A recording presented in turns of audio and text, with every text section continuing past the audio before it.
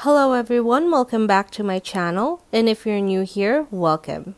Hi, my name is Filipina, and today we have a plan with me in 3 of my Hobonichi weeks, and today we'll be discussing some layout tips and tricks. I have 7 of them, plus a few other things, and we're only using one felt tip pen, a ruler, and a fountain pen. This is the Pilot Para.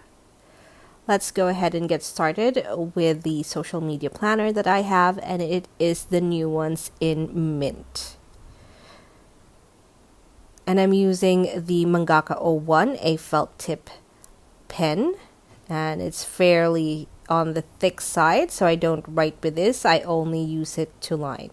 I prefer to use fountain pens in my Hobonichi weeks most of the time. And that is the lining all complete, and it's very few lines, and there's a reason for that. First, tip number 1, I'm using the lining as a divider, so I divided the pages into 4 columns. Trick number 1 is to use the line as an emphasis. So here I highlighted 2 rows, Wednesday and Saturday. And my eye goes right to that because it's bordered, like it's boxed out. So let's go ahead and get started planning. On Monday, I usually don't have any social media things to do. That is my social media free day. But on Tuesday, I like to get started with social media. So I build my tasks up. I don't usually have a midweek video up, but I've been doing really good lately, except for last week. I'm sorry for that. I'm preparing for my video series, which is coming soon. Tip number 2 is to make use of symbols. Here I used an exclamation point, and I'll be adding to that in a little bit. And trick number 2 is to divide between the main information and the details that accompanies it. Multi-layered information is the best for quick recall, so that's why I have layers of information and not just a list. The first layer is the header, and then the information, and then sometimes I also have a caption as a third layer. So let's compare it with something that is completely unstructured, and you will see that it is a little chaotic. There's a lot of information on here, and because it's not categorized, it's difficult to find out at a glance unless you completely sit down and read it. So symbols really help. Let's demo it as a task. So instead of an exclamation point, I have a box which I can check off, and this is the symbol, the header, detail 1, and another detail plus caption. So that is something that you can try in your own planning. Also, you can draw shapes instead of using stickers and highlighters and things like that. You can just use your pen. Trick number 3 is to get creative with circles and arrows and filling in your symbols to make it stand out even more, and that is something that I'm doing with my mangaka instead of my fountain pen. So there's a little bit of contrast, but the page still looks quite clean since they are nearly the same color. And this will stand out more if you use different colors, but we want to make our pages as clean as possible. So let's get right to page anatomy. And on this page, we have on the left page, daily tasks, production tasks, social media schedule, and then a column for live post lists. We also have goals on the right page, as well as production notes to prep for filming day, and a little next week section at the bottom. Here are my favorite things on this layout. The emphasis on Wednesday and Saturday through lines and through exclamation points really emphasizes those days which I like so that I know which days I should be spending on social media. And then I also have habit tracker as part of the goals and the Cornell note style for my production notes. So this is the page close up. And I feel like after this video, I'm not going to have close-up images anymore. I don't think it's as helpful as my page anatomies. Next is another Hobonichi Weeks, and this is my life planner. This is the Hobonichi Weeks Maaya Sakamoto. This is a regular hardcover one. And for this one, I divided the left page into 2 columns. And now I'm making it 3 columns. Use the markers on the Hobonichi Weeks page to help you divide your columns. Here I'm using the little dots. And trick 5 is that they are just guides, so you can go wild with your divisions. So my vertical lines tends to get very creative. Here I'm extending the daily sections as per usual. So this is something that I often do in my pages, especially my life planner, so this planner. I'm also making horizontal lines on the usual notes section, but I'm not connecting it to the extended dailies so that it looks very different. Now I have 5 columns with different row quantities and different widths. So let's go ahead and put pen to paper. I will always start with my headers unless there's something else going on. So I have my today, and fin stands for finance, and after that I have tasks.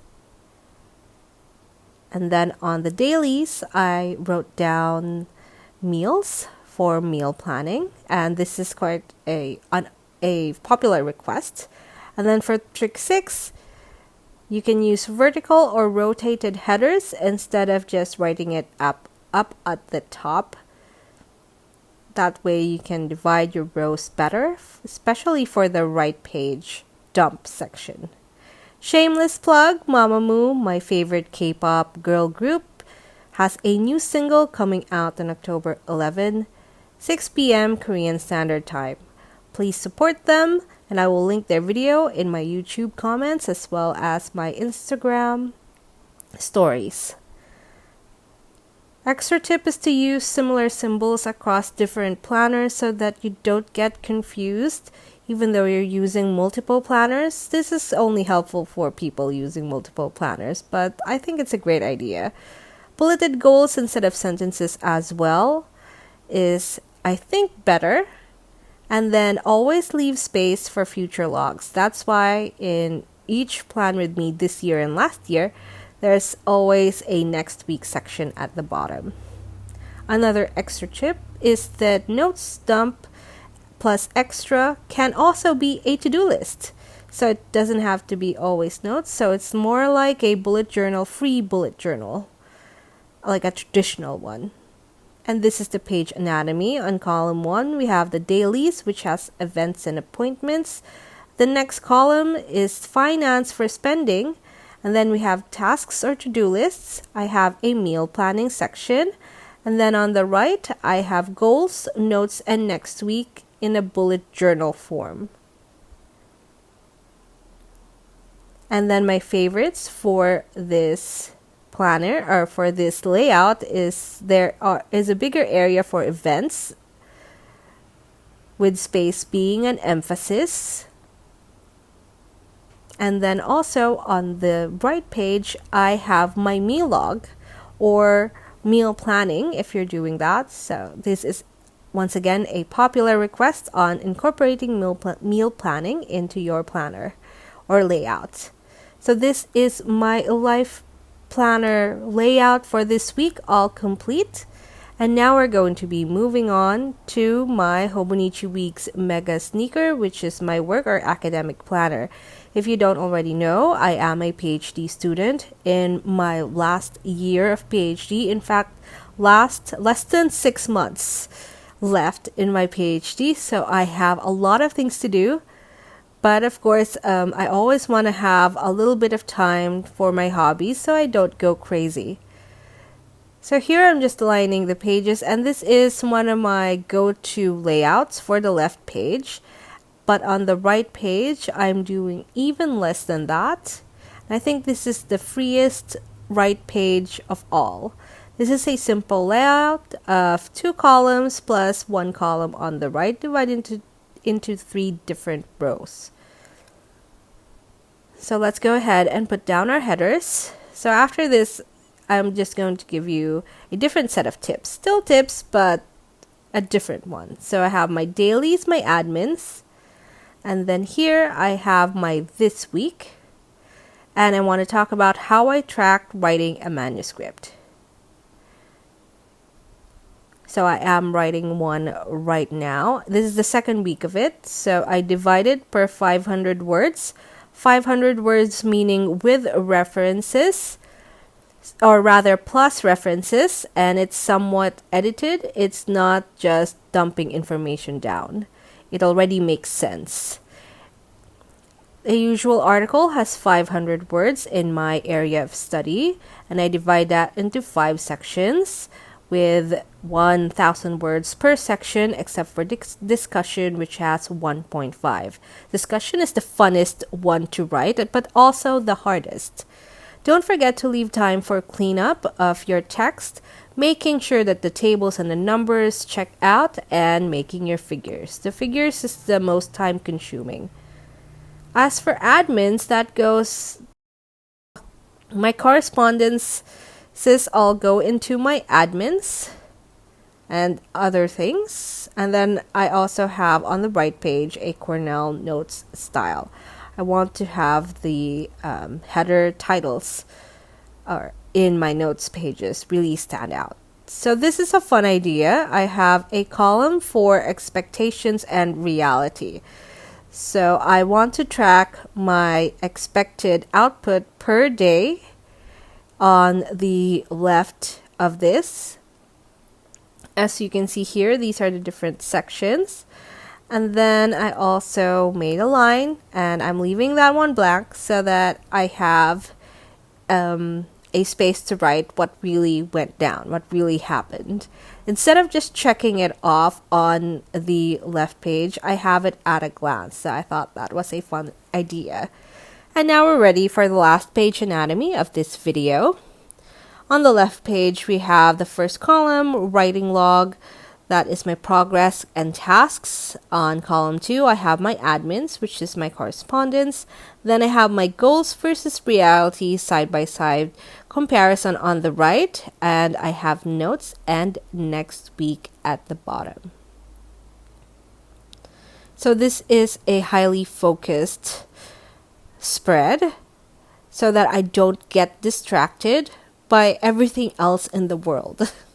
I just wanted to have a little space for that, logging my writing. And I also wanted to manage expectations. So I know in my next manuscript how long this really takes. Of course, it really depends on what you are writing, how you are writing it. But in general, I'll have an idea of my productivity. And that's it for us today. Thank you for watching. And if you like this video, please hit the thumbs up button, and please subscribe to my channel for more planning videos. I'm sorry I wasn't able to post a midweek video last week, but I will this coming week. So watch out for Wednesday's video. Thanks again for your support, and I'll see you in my next one.